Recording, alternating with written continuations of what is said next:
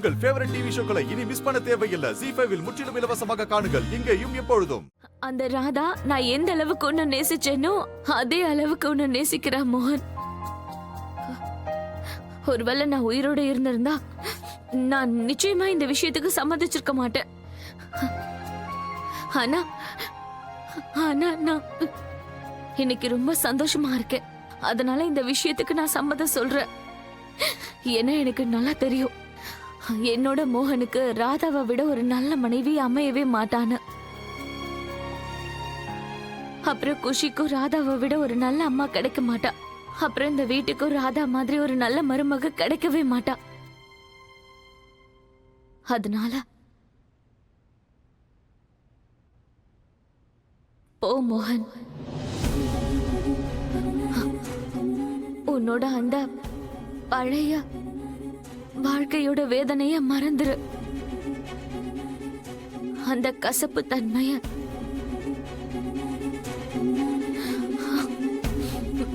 என்னையும் மறந்துரு. ஆமா, உன் புது வாழ்க்கைய சந்தோஷமா நீ ஆரம்பிக்கணும். உன் காதலையும் உன் ராதாவையும் மனசார ஏத்துக்கோ. இன்னைக்கு நான் உன்கிட்ட இருந்து நம்ம 2 பேருக்குள்ள பந்தத்துல இருந்து நான் முழுசா விலகிக்கிறேன். ஆமா மோகன். உன்னோட பதில நான் எப்படி தெரிஞ்சுக்கிறது? அதுக்கு ஏதாவது ஒரு வழி இருந்தா நல்லா இருக்கும்.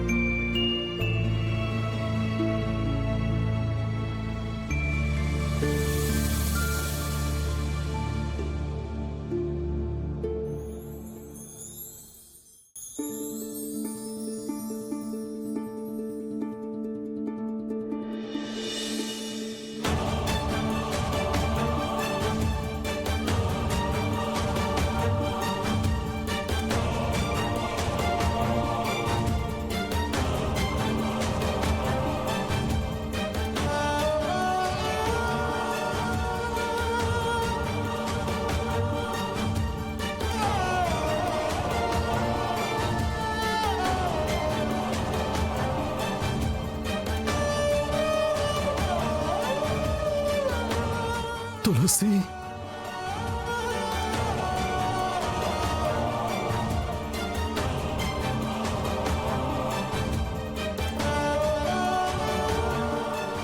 நான் உன்னை காதலிக்கிற Tulasi. Will you marry me? Yes.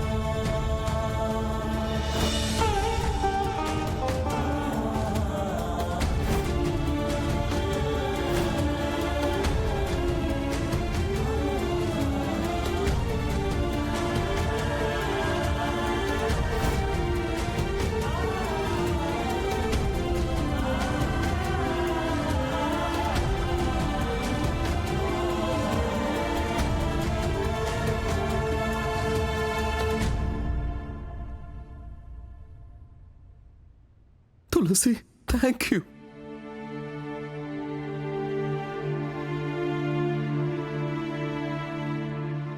Thank you Tulasi. இப்ப துளசி மோகனோட வாழ்க்கையில இருந்து ஒதுங்கிட்டா. நாளைக்கு அந்த 2 அடி சூனியக்காரி கிட்ட அவனோட காதல சொல்ல போறான். நாளைக்கு அப்புறம் காதலை வெளிப்படுத்துறத விடுங்க. மோகன் ராதா கிட்ட எதுவும் சொல்ல முடியாத அளவுக்கு ஆயிடுவான். அப்படி நீ என்னதான் செஞ்சு தொலைய போற? நாளைக்கு அந்த ராதா எப்படி வெள்ளை புடவை கட்டுவான்னு உறுதியா சொல்லிட்டு இருக்க? ஆ, ஏன்னா துளசி நம்ம கூட இருக்கா. அது எப்படி தமனி சாத்தியமாகும்? அந்த பிசாசு நமக்கு எப்படி துணையா இருப்பா? பார்த்தல கொஞ்ச நேரத்துக்கு முன்னாடி அவ புருஷன்கிட்ட இருந்து அவ எப்படி ஒதுங்கி போனான்னு. ராதா கிட்ட அவனோட காதல சொல்றதுக்கு கூட அவ அனுமதிச்சிட்டா பாத்தியா? இதுல நமக்கு எப்படி அவ துணையா இருப்பா? இங்க பாரு தாமினி, இப்படி சுத்தி வளைச்சு பேசி ஏதாவது புதிர் போட்டுக்கிட்டு இருக்காத. என்ன பண்ண போறேங்கிறத நேரடியா சொல்லி தொலை. அப்படி என்ன இருக்கு அந்த லெட்டர்ல? இந்த தடவை நான் உங்ககிட்ட பிளான சொல்லிதான் ஆகணும் போல இருக்கு. சரி கேளுங்க. ஆக்சுவலி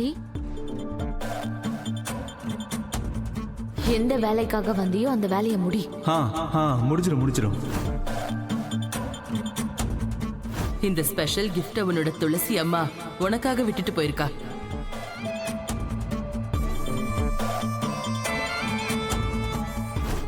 அடியே பைத்தியக்காரி, என்னத்த பிளான் போட்டு வச்சிருக்க நீ?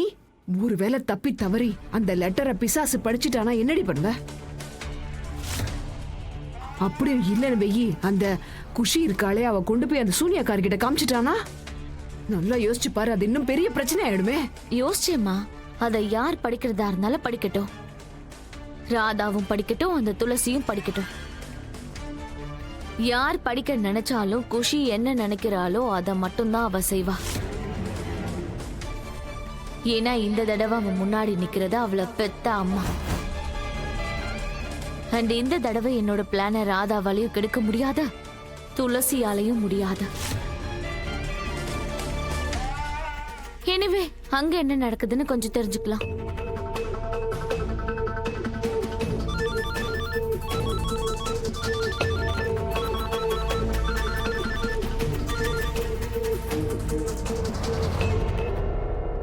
ஹலோ ஹலோ, என்ன ஆச்சு? இன்விடேஷன் வந்தாச்சு. அந்த குடும்பத்தில் நடக்க இருக்கிற பூஜைக்கான இன்விடேஷன். குட். அப்புறம் உன்னோட அம்மா அவங்களும் வர போறாங்களா?